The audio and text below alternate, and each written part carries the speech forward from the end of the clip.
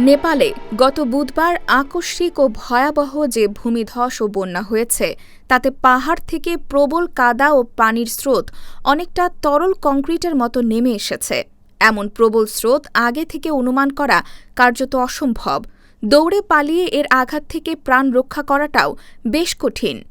নেপালের তিব্বত সীমান্তবর্তী অঞ্চলে এই ভূমিধস ও বন্যার সঠিক কারণ এখনও নিশ্চিত হওয়া যায়নি। তবে বিশেষজ্ঞরা বলছেন, হিমালয়ের জটিল ভূপ্রকৃতির কারণে এ ধরনের আকস্মিক দুর্যোগের ঝুঁকি বেশি। এতে এখন পর্যন্ত অন্তত ১৬২ জনের প্রাণহানির খবর পাওয়া গেছে এবং নিখোঁজ রয়েছেন প্রায় ১৫০০ জন মানুষ। প্রাথমিকভাবে ধারণা করা হয়েছিল ভূমিকম্পের কারণে ভূমিধসের সূত্রপাত হতে পারে। তবে মার্কিন ভূতাত্ত্বিক জরিপ সংস্থা ইউএসজিএস-এর পরবর্তী বিশ্লেষণে ইঙ্গিত পাওয়া যায় বরং ভূমিধসের কারণেই সেখানে ভূকম্পন ঘটেছিল।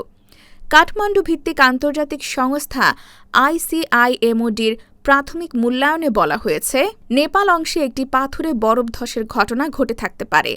এতে লেন্দে নদীর গতিপথ আটকে গিয়ে তীব্র বন্যার সৃষ্টি হয়েছে বলে ধারণা করছেন বিশেষজ্ঞরা। দুর্যোগের আগে ঘটনাস্থল ও আশেপাশে উল্লেখযোগ্য বৃষ্টি হয়নি।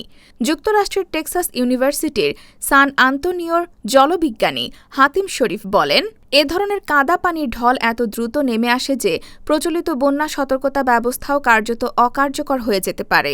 এমন পরিস্থিতিতে দ্রুত উঁচু স্থানে উঠে যাওয়াই প্রাণ রক্ষার সবচেয়ে কার্যকর উপায়।